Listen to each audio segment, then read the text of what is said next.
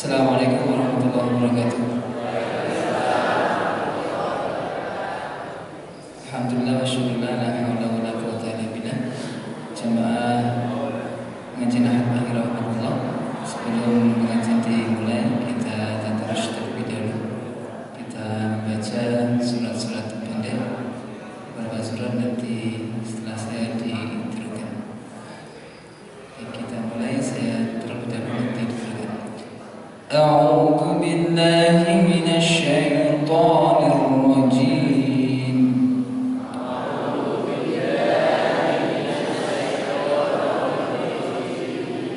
Bismillahirrahmanirrahim.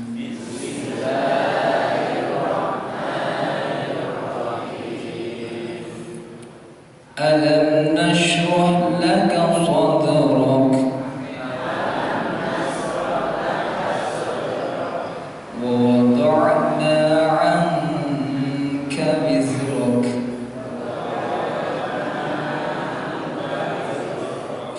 alladhi anqadha dhahrak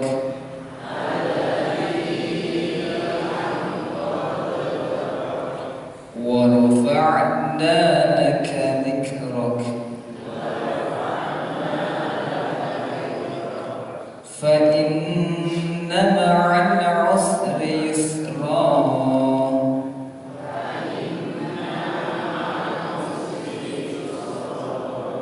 inna ma'al 'usri yusra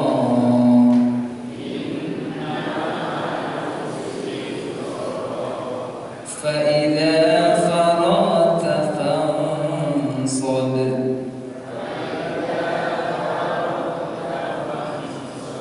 wa ila rabbika farghab.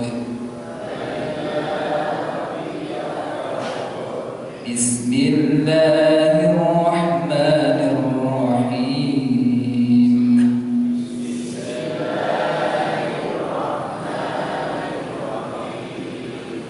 Wat-tini waz-zaytun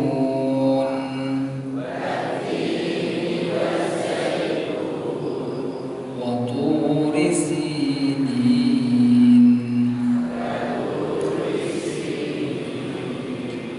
wa hadzal baladil amin.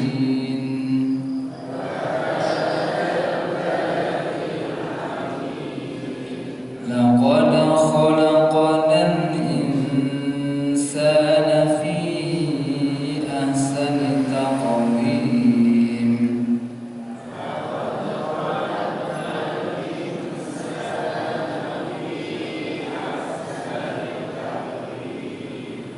Thumma radadnahu asfala safilin.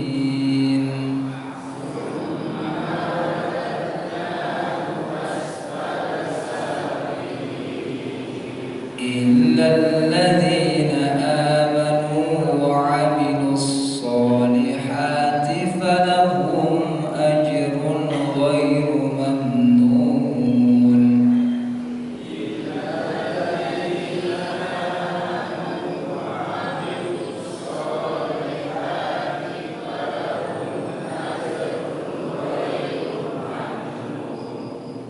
فما يكذبك بعد بالدين.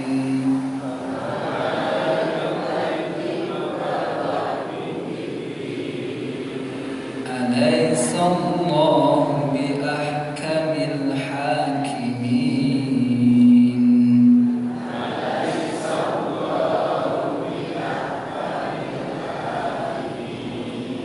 صدق الله العظيم.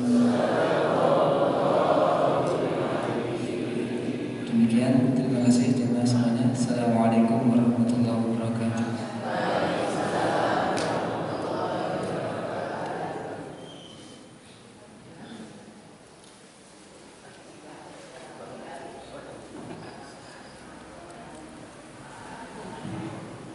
Assalamualaikum warahmatullahi wabarakatuh.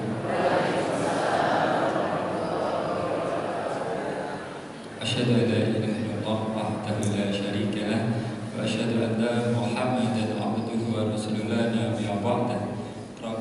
sadri wa yassir li amri wahlul 'uqdatam min lisani yafqahu qawli. Amma ba'd.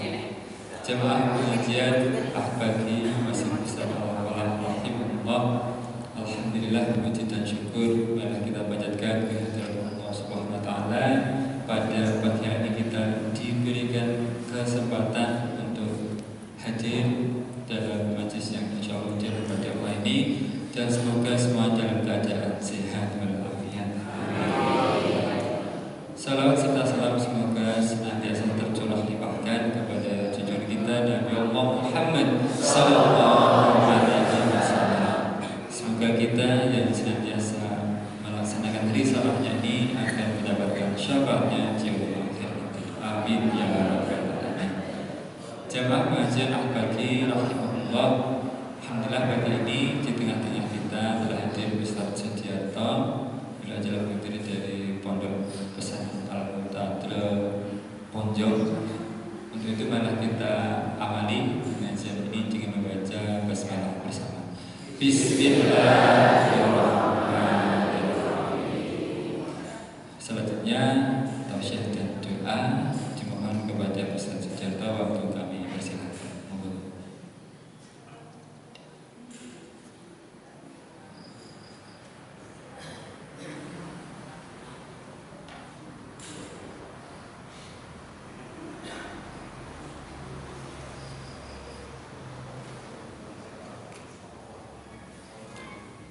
Assalamualaikum warahmatullahi wabarakatuh.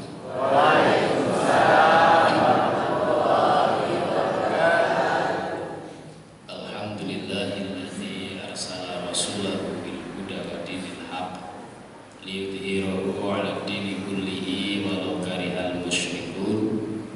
Asyhadu an la ilaha illallah wa asyhadu anna Muhammadar Rasulullah. Allahumma salli ala Muhammad wa ala ali Muhammad, amma ba'd. Qala Allah ta'ala fi kitabihil karim, a'udzu billahi minasy syaithanir rajim. Ya ayyuhalladzina amanu taqullaha haqqa tuqatih wa la tamutunna illa wa antum muslimun. Bapak Ibu jamaah rahimakumullah.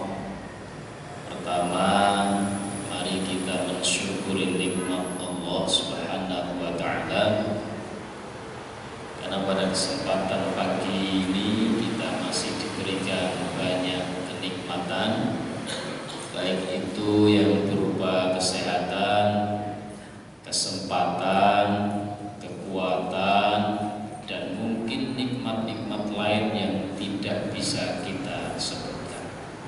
Maka dari banyaknya nikmat Allah itu, kewajiban kita adalah mensyukurinya. Maka mari Bapak Ibu sama-sama kita mengucapkan tahmid. Alhamdulillahirabbil alamin. Kemudian yang kedua, mari kita juga senantiasa bersolawat pada Nabi kita, Nabi Muhammad sallallahu alaihi wasallam. Semoga kita ini tergolong umatnya yang istiqomah di dalam kita mengamalkan, menjalankan ajaran-ajaran beliau, sehingga semoga kelak pada hari kiamat kita termasuk umatnya yang mendapatkan syafaatnya. Yang ketiga, Bapak Ibu, mari kita senantiasa meningkatkan keimanan kita dan ketakwaan kita. Sebab iman itu yazidu wa yanqus. Yazidu bi taatillah wa yanqus bil maksiatillah. Iman itu bisa naik, bisa turun. Ia akan naik ketika kita itu taat pada Allah, dan ia akan turun ketika kita bermaksiat kepada Allah. Maka untuk menjaga keimanan kita, ya mari kita menjaga ketakwaan kita kepada Allah. Karena takwa itu kita menjalankan semua perintah-perintah Allah dan kita menjauhi atau meninggalkan semua larangan-larangan. Nah, ketika kita bisa menjalankan itu, melaksanakan takwa, maka berarti kita juga menjaga keimanan kita kepada Allah. Nabi juga berpesan, ittaqillaha haitsu ma kunta. Kita diperintahkan untuk bertakwa itu di mana saja. Di mana saja, tidak ketika kita di masjid, tidak ketika kita pas pengajian, tetapi dimanapun kita ini berada. Pesan Nabi, kita harus tetap menjaga ketakwaan kita. Misalnya masalah sholat, dimanapun kita harus tetap menjaga dan melaksanakan sholat kita. Lembok pas rewang ribut kaya ngopo wayah sholat kudu sholat. Itu arti menjaga takwa kita. Nah, Bapak Ibu yang dirahmati Allah, pagi ini kita akan sampaikan tentang 4 hal yang mendatangkan kebaikan dunia dan akhirat. Nah, ada hadis Nabi, mari kita baca, ditirukan ya. Arba'un man u'tiyahunna faqad u'tiya khairat dunya wal akhirah qalban syakiran wa lisanan zakiran wa badanan alal bala'i sabiran wa zawjatan la tabghi khawnan fi nafsiha wala maniha. Ini hadisnya ya. Jadi hadis ini dari Ibnu Abbas radhiyallahu anhu berkata bahwasanya Nabi Shallallahu alaihi wasallam itu bersabda, arba'un man utiyahunna, ada 4 hal yang siapa saja diberikan kepadanya, yang siapa saja mengamalkan 4 hal ini, maka faqad utiya khairat dunya wal akhirah, maka sungguh akan diberikan kebaikan dunia dan akhirat. Artinya kalau ingin hidup kita di dunia ini senantiasa mendapatkan kebaikan, bahkan sampai nanti akhirat, 4 hal ini hendaknya ada dalam diri kita. Nanti kita koreksi masing-masing diri kita Bapak. Kalau mungkin dalam kita hidup ini penuh dengan kegelisahan, kekhawatiran, selalu tidak tenang, atau mungkin selalu datang saja masalah, cobaan dan sebagainya, mungkin kita bisa koreksi. Jangan-jangan kita jauh dari 4 ini. Nah, dari 4 hal itu, yang pertama kata Nabi adalah qalban syakiron. Kalau ingin kita mendapatkan kebaikan dunia dan akhirat, maka ketika hidup di dunia ini hendaklah kita ini memiliki hati yang senantiasa bersyukur. Qalban syakir. Ini yang pertama. Yang pertama apa Bapak Ibu? Hati yang senantiasa bersyukur. Pertanyaannya kan, kapan kita bersyukur? Kapan? setiap saat. Kapan kita bersyukur? Oh, ngeten. Kenapa kita bersyukur? Karena kita mendapat nikmat. Berarti kapan kita bersyukur? Setiap saat. Sudahkah pagi ini kita bersyukur? Sinten sing tadi pagi masuk kamar mandi? Oh, semua. Terus siapa yang keluar kamar mandi baca doa? Nah, masuknya semua, keluar baca doanya tidak semua. Siapa yang tadi malam tidur? Bangun semua pagi ini? Siapa yang bangun tidur baca doa? Dengan ramoco dungo ngapusi berarti wow. Jadi bersyukurnya setiap saat. Nikmat tidak kita bisa bangun dari tidur kita? Nikmat tidak? Nah, ketika itu nikmat mestinya kita syukuri. Bagaimana doanya? Alhamdulillahilladzi ahyana ba'dama amatana wa ilaihi nusyur. Ada enggak kejadian orang tidur malam hari paginya enggak bisa bangun lagi? Nah, terus kalau enggak bangun berarti bisa baca doa itu tidak? Nah, kita yang diberikan nikmat Allah bisa tidur dengan pulas, pagi hari bisa bangun kembali, mestinya kita syukuri itu. Niki nek boten biasa ya pancen jarak, tangi turu ya wis. Tangi ya tangi. Dan nek ora apal dongane sing komplit, paling ora kita baca napa? Alhamdulillah. Kita masuk kamar mandi, entah kita itu ada hajat besar atau kecil, atau mungkin keperluan lain di kamar mandi. Nah, terus kita keluar kamar mandi, bisa keluar kamar mandi, itu nikmat tidak? Nikmat. Bukan sekedar kita bisa membuang sesuatu yang harus kita buang, tetapi kita masih bisa keluar saja dari kamar mandi, itu suatu kenikmatan. Maka kita syukur. Maka ketika orang itu mendapat nikmat dari Allah, kewajiban kita mensyukurinya.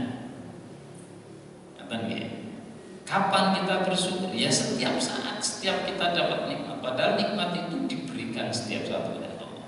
Kita bisa ngaji, kita bisa bergerak, kita bisa bernafas, kita bisa bekerja, kita bisa makan, dan seterusnya.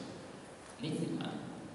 Maka kalau kita diminta untuk menghitung nikmatnya Allah, itu dipastikan tidak akan sanggup. Karena kita ini pasti gak sanggup menghitung nikmat Allah, maka Allah perintahkan kita ini untuk bersyukur. Nah, sekarang apa kira-kira manfaat dari syukur ini? Yang pertama, yang pasti kenikmatan bertambah. Jadi kalau orang itu diberi nikmat Allah, terus orang itu mau mensyukurinya, maka nikmatnya akan ditambah oleh Allah. Ini seperti janji Allah, la in syakartum la azidannakum wa la in kafartum inna adzabi lasyadid. Sebenarnya kita pengen nikmat itu tambah atau tidak itu tergantung kita mau bersyukur atau tidak. Karena kata Allah, kalau dia bersyukur, kalau kita bersyukur, mensyukuri nikmat yang Allah berikan, maka nikmat itu akan ditambah oleh Allah. Ini janji Allah dan kita yakin semua. Allah tidak mungkin mengingkari janjinya. Sementara kata Allah, kalau kita ini ingkar, kufur, tidak mensyukuri nikmat Allah, maka yang terjadi apa? Azab Allah akan diberikan, dan azab itu sangat pedih. Dan kita nggak menginginkan itu. Maka disyukuri nikmat. Sehat itu termasuk nikmat tidak? Bagaimana cara mensyukurinya? Selain kita senantiasa mengucapkan alhamdulillah, kita gunakan nikmat sehat itu untuk ketaatan pada Allah. Ini luar biasa, nikmat sehat itu Nabi sempat istilahnya mengingatkan kita. Ada dua nikmat itu yang sok melalaikan. Pertama, nikmat sehat. Wong kadang eling nek wis lara. Gitu. Ada yang datang ke pondok itu konsultasi sakit. Nah, saya cuma mengatakan ya, dengan diuji sakit itu sebenarnya karena Allah ingin mengingatkan jenengan supaya jenengan itu lebih dekat lagi pada Allah. Karena waktu sehat jenengan jauh dari Allah. Sholat sak sandai, sak elinge. Nah, ketika sakit, sing dikir tenan, sing donga tenan.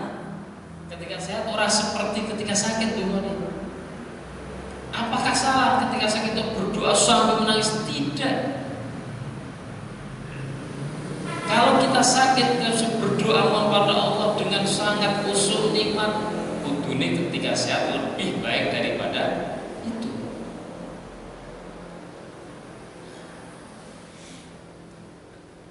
Begitu sakit kita niku biyen nalika sehat aku ora tau ning masjid.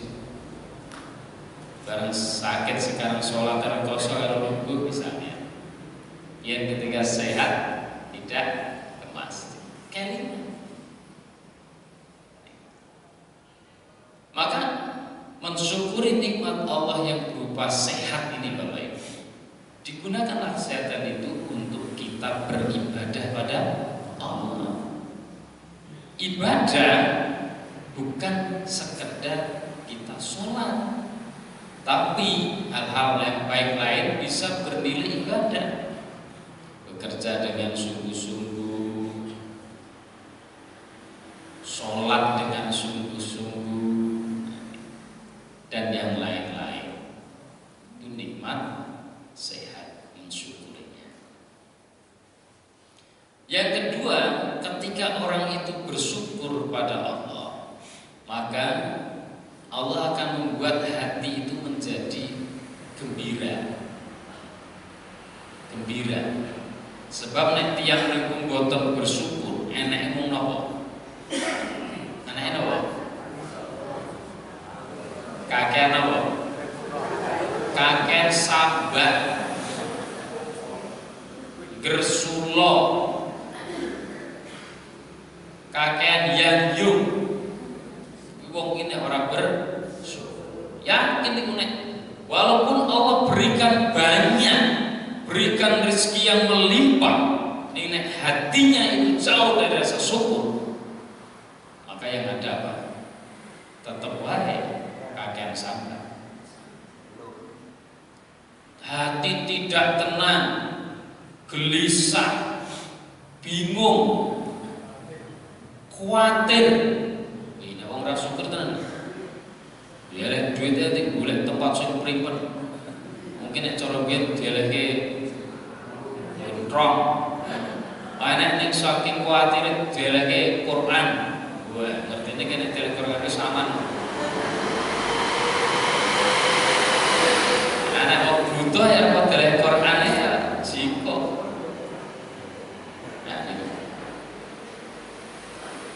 Jadi ketika orang itu tidak bersyukur, maka yang menyelimuti hatinya itu apa? Banyak penyakit, kegelisahan, kekhawatiran, kebingungan, kecemasan, kemerungsung. sahabat nyebut niku pasti.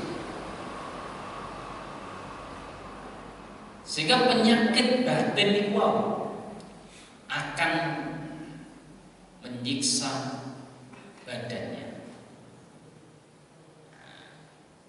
Ini nek wong syukur niku los bukan berarti terus sampai naik betul. Nek dia yakin hatinya akan menjadi lebih tenang, lebih bahagia.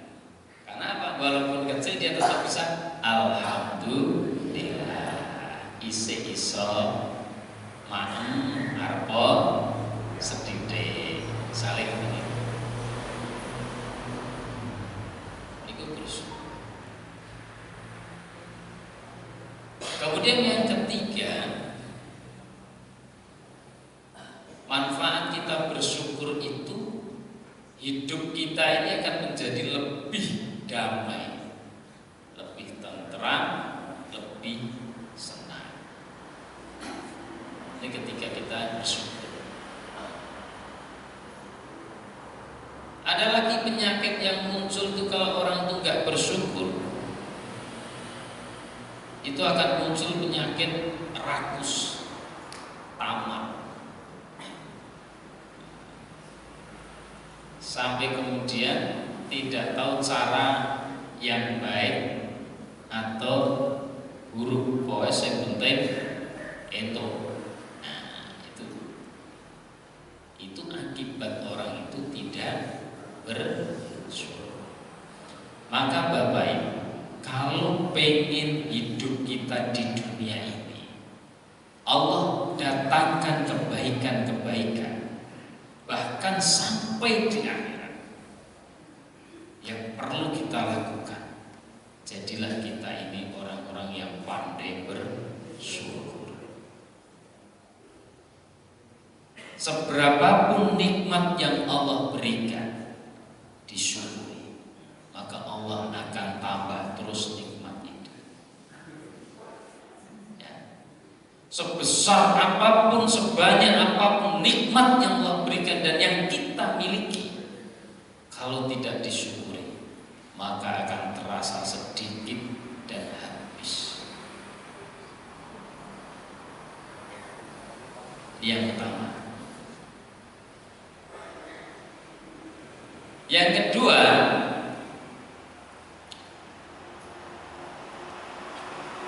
fungsi kebaikan dunia akhirat kita yang kedua adalah walisanan zakiro. Nawa, artinya nawa, lisan yang selalu berzikir.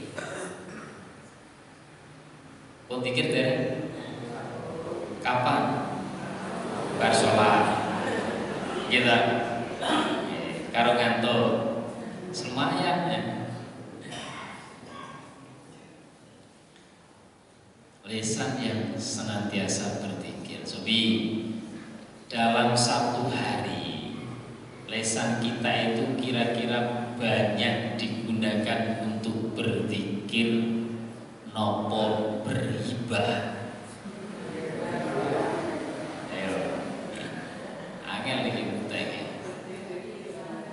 Atau imbang malah imbang lu cukup deh gitu berkerasanya terus astagfirullah. Nah itu penting gitu.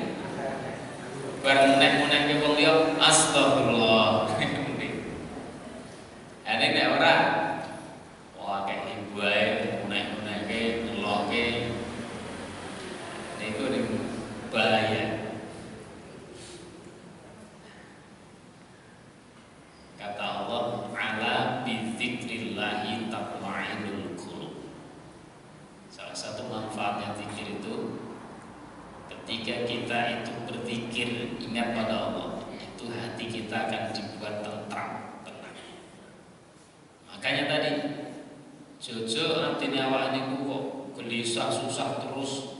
Bentino ora tau ngrasake penak tenang niku mesti wae nek susah, gelisah, khawatir, cemas, was-was, bingung. Nah, jangan-jangan memang karena apa? Sedikitnya zikir kita pada Allah.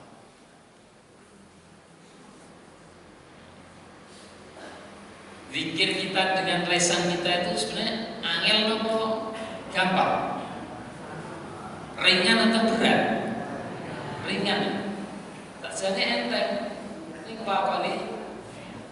Abot. Misal ya, contohkan Nabi itu ucapan subhanallah wa bihamdi subhanallahil azim misalnya begitu. Atau kita mengucapkan la ilaha illallah, atau kita membaca la haula wala quwata illa billah, atau kita beristighfar astaghfirullah. Itu juga gampang saja, dan itu gratis, dan dimanapun kita bisa. Gitu. Jangan sambil jualan misalnya yang pedagang, bisakah kita berzikir? Bisa. Nek teng petani teng sabin karo ngacul niku ya ora iso ngucap astagfirullah. Sakit boten? Atau ndelok tanduran apa terus alhamdulillah, alhamdulillah. Sambil paculan alhamdulillah. Bisa. Jadi ketika kita itu banyak berzikir kepada Allah, lisan kita itu banyak mengucapkan zikrullah, maka akan dijauhkan, berarti akan terhindar dari ghibah. Wong nek akeh zikire mesti kok ghibah itu berkurang. Sebab ada 3 hal Bapak Ibu, 3 hal yang akan membuat kita celaka itu. Di dalam kitab Nasaihul Ibad itu disebutkan. Salah satunya apa? Banyak bicara. Banyak bicara. Banyak bicara itu akan bisa membuat kita itu celaka. Makanya Nabi mengatakan, "Man kana yu'minu billahi wal yaumil akhir falyakul khairan aw liyasmut." Kalau kita itu mengaku iman pada Allah dan hari kiamat, hendaklah kita itu mengucapkan ucapan yang baik atau kita diam saja. Itu. Kalau kita itu nggak bisa ngomong yang benar, diam saja. Diam lebih menyelamatkan. Sehingga muncul dulu istilah orang dulu itu nyampaikan apa? Diam itu mas. Itu bang benar. Itu kalau kita ngomong tapi menyakitkan. Kita ngomong tapi yang keluar omongan yang jelek, mencaci maki, mencela, menghina, memfitnah, terus mengolok-olok, berkata yang tidak baik. Kalau kita sampai ngomong kok yang muncul itu, mending kita diam. Diam saja. Atau lisan kita ini daripada untuk yang itu jelek-jelek tadi, kita gunakan untuk zikrullah. Zikir. Lah kok nek kancane ngomong kayak kita zikir delok sok, tidak usah mendengarkan yang seperti itu. Kalau kita lihat orang-orang bicara tapi justru arahnya ke yang negatif, mending kita zikir. Sekalipun yang dikatain sok ini sok, tidak apa-apa. Demi kita menyelamatkan dari siksa neraka. Ini zikir. Kenapa kok ini termasuk kunci yang bisa mendatangkan kebaikan?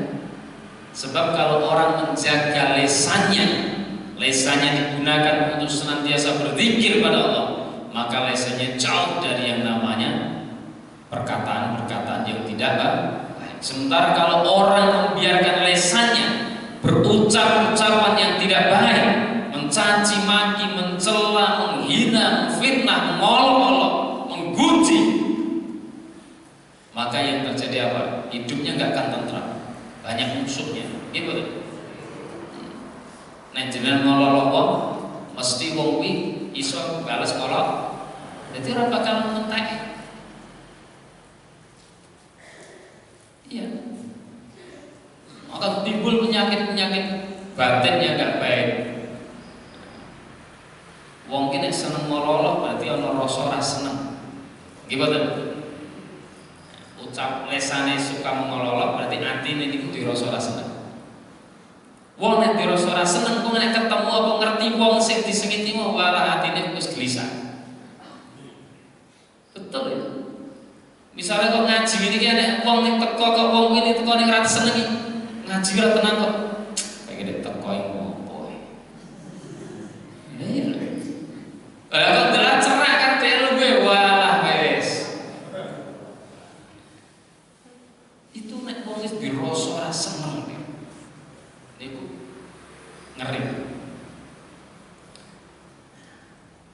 Maka dimulai dari kita menjaga lesan.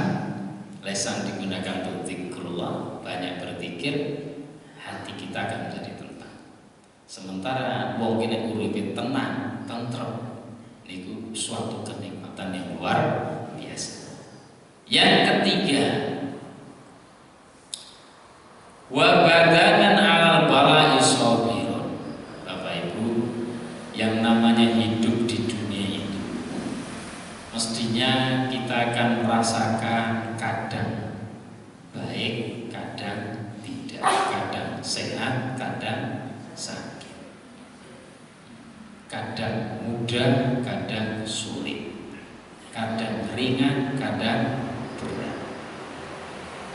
Maka kunci yang ketiga itu, kalau ingin Allah berikan kebaikan dunia akhirat, kita hendaknya senantiasa bersabar ketika kita sedang diuji. Badan kita diberi ujian sakit misalnya, maka hendaknya kita bersabar menerimanya. Cuman bersabar di sini bukan berarti kita diam saja. Konsepnya berpikir, bergerak, dan berdoa atau berserah diri. Perut kita lapar, kita harus berpikir bagaimana agar gak lapar. Ketemu solusinya, makan. Gitu. Lalu biar kita bisa makan bagaimana? Bergeraklah badan kita, cari makan. Nah, ketika sudah menemukan makanan sudah di tangan kita, maka apa? Jangan lupa kita berdoa sebelum makan. Itulah konsep. Sama orang sakit juga begitu. Kita sakit, berpikir bagaimana caranya? Oh, berubah ke rumah sakit. Nah, bagaimana supaya kita sampai ke rumah sakit? Bergerak kita. Buku inggo mangkat dhewe nopo diterke bergerak. Lalu ketika kita sudah sampai rumah sakit, terus kemudian diperiksa dokter, diberi obat dokter, jangan lupa kita mohon pada Allah kesembuhan. Karena sesungguhnya yang bisa memberikan kesembuhan hanya Allah. Sabar begitu. Rasa sabar ngelih yo mendrane kono wae war ora bakal. Loro yo kono wae mari mati. Karena Allah berikan ruang untuk kita usaha. Maka kita tahu semua Bapak Ibu, dalam menjalani hidup ini mestinya kita mengalami kadang masa senang, kadang juga masa susah. Termasuk badan kita ini, kadang kita sehat, kadang kita juga pernah sakit. Maka kalau ingin mendapatkan kebaikan dari itu semua, kita diperintahkan oleh Allah untuk senantiasa bersabar. Sabar.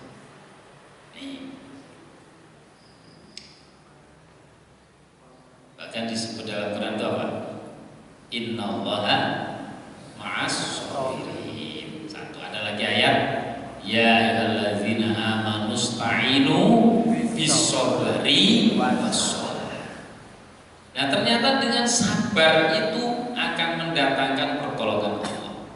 Dengan kita sabar dan tetap sholat itu akan mendatangkan pertolongan Allah. Jadi sesusah apapun diri kita, hidup kita kok rumit banget, banyak masalah. Maka yang harus kita lakukan apa? Satu, bersabar. Yang kedua apa? Mendekatkan diri kepada Allah. Perbaiki sholat.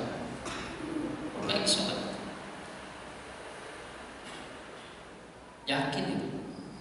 Selama kita bisa memperbaiki sholat kita, Allah akan perbaiki hidup kita.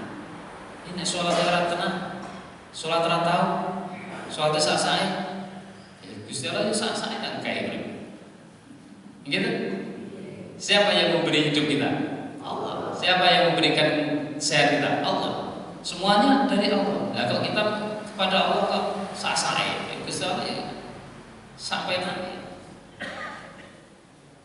Nah, maka jelas dalam ayat ini yang harus kita lakukan selain kita sabar adalah sholat. Ini disebut saking pentingnya betul untuk sholat itu. Jenengan coba, jenengan dalam hidup ini banyak problem, masalah gak kunjung kelar, gonta-ganti, siji rampung ganti liyane. Perbaiki sholat ini. Perbaiki. Atau mungkin selama ini kita sholat nih, sing penting sholat. Niku subuh boten? Subuh boten? Jamaah nama dewi? Sing dewi kurang belum. Karena oke ya wis gitu jamaah kabeh ngono bae. Jamaah. Jam pinten subuh?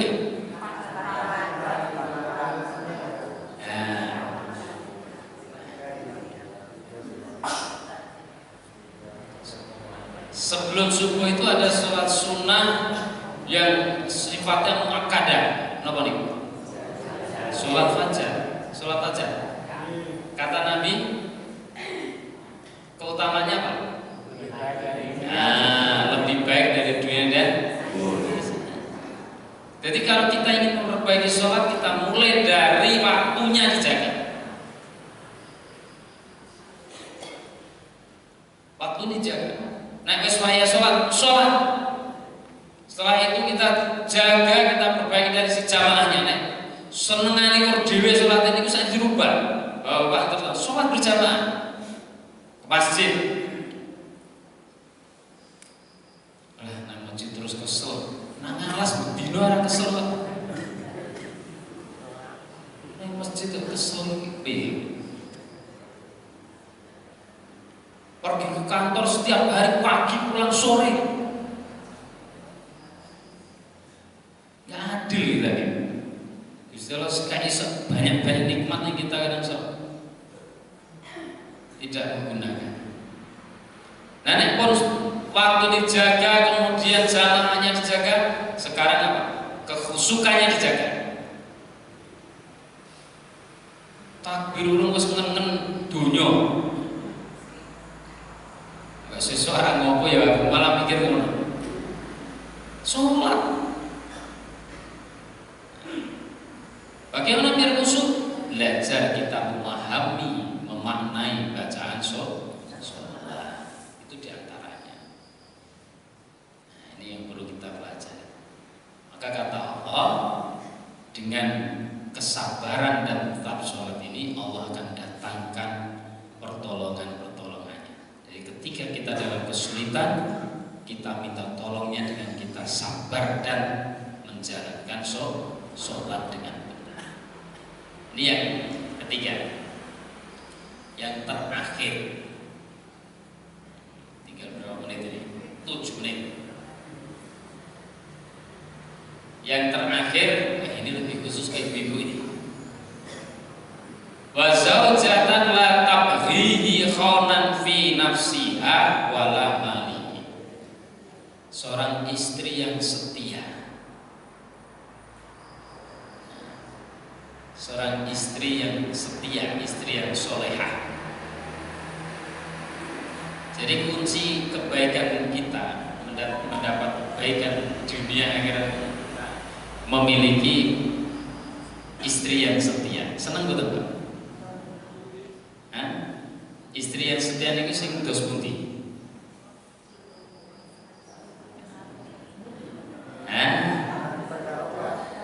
Taat pada Allah dan taat pada suami. Sampun Bu.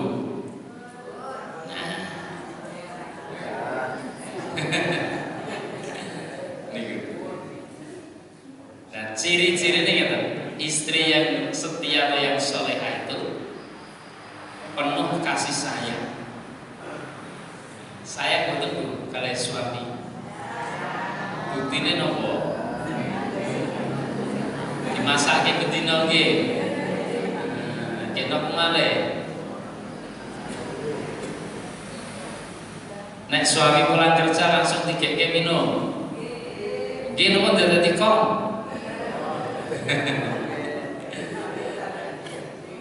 Ada hadis juga tadi. Ning zaman saat ini langka. Pahala besar ini seorang istri niku nek misalnya menyiapkan makan suami, jika makan suamine, ngekeki minum suamine, arep dhek niku boten tumut maem ning lungguh enti rampung bojone maem kualane gede banget. Nate boten. Jenengan jika maem, jika minum terus jenengan tunggoki bojone jenengan maem nganti rampung. Normalnya jenengan kok iso maem bareng niku wah luar biasa. Nanti dulu, nanti kata niku, tunggu ini pakai jenengan mah. Nah perlu didulang malah buat kau nih. Sabulan bareng itu berani lah. Nunggu suaminya selesai makan paling besar, apalagi kok bisa makan bersama dengan suami. Maka hidup ini betul-betul nikmat kita mempunyai istri yang setia yang penuh dengan kasih sayang. Ini yang pertama. Yang kedua, ciri ini pun berbakti pada suami. Berbakti pada suami ketika suami itu senantiasa dalam kebaikan. Tetapi ketika suami itu berbuat keburukan, ngakon sing elek, istri tidak berhak mengikuti, tetapi harus dengan adab yang baik. Jadi ora kena terus bentak-bentak suami, itu tetap ora kena. Tapi harus tetap dengan akhlak yang baik. Ini luar biasa. Yang ketiga, menjaga rahasia rumah tangga. Orang malah nyebar gosip, nyebar aib, kumpul karo sama pada istri-istri kumpul terus ala bojoku ngene welek wah niku boten terus. Tetapi istri yang salehah pandai menjaga aib keluarga, aib suami. Yang keempat, seneng berhias. Seneng boten jenengan? Seneng maca. Ning maca kangge suami. Nang omah lampu asar ning kuburan tenanan ning omah blas. Dan bagaimana suami mau padahal kudune ngerti kok wah iki bojoku ki mulih. Kunjungan kudune duatan sing apik, sing mlenor. Wah niku kok nek bojo tekan omah niku mau nek kesel ora bojone seger. Lha ngoten lho. Wis kok kerja kesel-kesel nyawan sing wedok adus ora sungkatan ora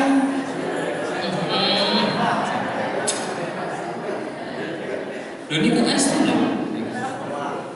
Kadang yang ngapunten, kadang niku keliru penempatan untuk ibu-ibu nih. Kadang niku sing maca pempengan niku nek arep metu. Barang ning pasar, barang blonjo, barang kondangan, barang ngaji maca pempengan. Nek begitu tekan omah niku wis klambine sing apik ganti sing sak sae. Ora go maca barang blas. Masya Allah, tidak seperti itu. Nah ini dibalik nih, junjungan wajah pengpengan berias yang usah api-api ini ku, nek ketika di rumah bersama suami, nek metu biasa mau. Biasanya itu tetap kudu sopan, rapi, bersih, menutup aurat itu biasa nih maksudnya. Nih, yang kelima melayani suami saat di rumah, melayani dengan baik, dengan ramah, dengan sopan. Nanti kon keke wedang atau minum ya keke, betul sangat di komentar. Ini kan kebanyakan kena kopi, gue lapor esok kayak di, wah aku lagi sibuk loh, goreng ini masuk kon kayak ada konten ini. Padahal jawab singkat mon lego nih nanti. Misalnya sang suami menyuruh buatkan minuman, terus istri menjawab, oh iya pak, munus, apa ya kok dirasaki? Arpo kok tekan kok ini seneng. Ini nek begitu buatkan minum terus jawabannya, saya ini baru nyuci, saya ini baru ini mosok. Wah, sebelum nong nganti wis. Ini dan luar biasa problematika hidup terutama keluarga ini. Karena banyak yang kemudian datang pondok itu konsultasi pulau di gumun belum ya, gumun di pulau mana? Kok ono wae, sing ngene. Dan kebanyakan yang konsul saya itu lebih banyak yang ibu-ibunya, istri. Mungkin saya jenengan yang suami datang apa yang jalan lakukan? Ini kok. Lah jenengan suami datang sampai saya mesti interogasi gini kok. Bagaimana akan terjadi polemik? Sekarang coba dirubah. Ketika suami jenengan datang itu langsung disambut dengan ramah. Satu, rasa takon mau untuk piro, ora usah. Mau ngandi, mau tak telepon Jakarta itu buat sah nih. Datang, sambut dengan baik, buatkan minum. Nah, ini kau nak sudah tenang lagi, ngobrol. Terus tidak usah berharap minum yang jenang buat itu diminum. Wes pokoknya diombe semen, mana radio itu beda. Belum nonton nih, gak minum radio terus dilokai bujune. Lah bagaimana suami mau tenang? Akhirnya itu diprakteknya dan alhamdulillah hasilnya ya bener, manjur. Dan perlu dicatat ibu-ibu ya. Besok ketika hari kiamat, sebelum jenengan itu dihisab, amal jenengan dihisab, suami jenengan didatangkan dulu, ditanya oleh Allah, Pak, piye bojomu nalika ning donya? Kowe rido apa ora? Nek ngene suami niku jawab ora rido, ngalamat neraka jenengan. Tenang lho nih. Maka apa? Carilah keridhaan suami. Suami jenengan itu surga jenengan, juga neraka jenengan. Maka yang keempat ini biar berimbang, jadilah pasangan suami istri yang setia.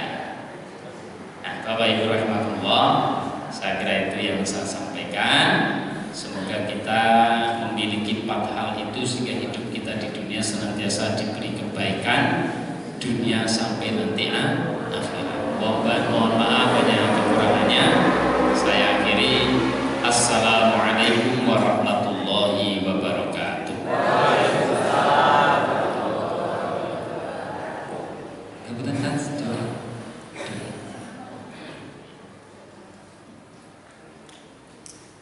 Mari kita akhiri dengan berdoa.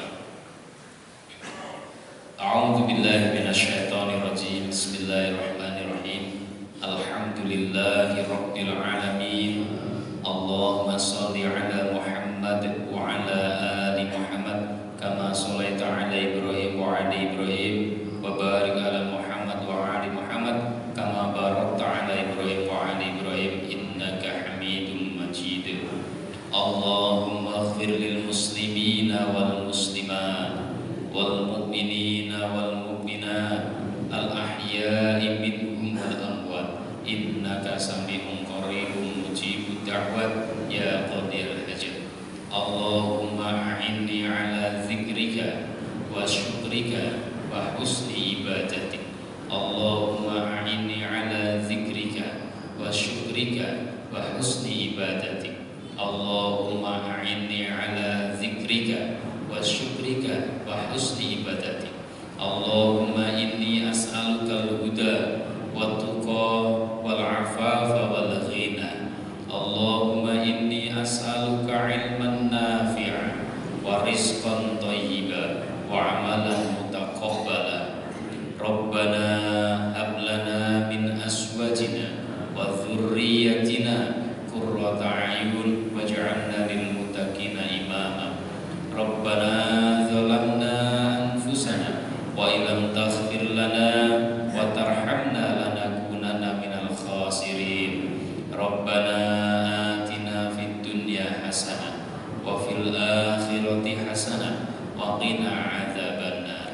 Allahumma shalli ala Muhammad wa ala ali Muhammad walhamdulillahi rabbil alamin.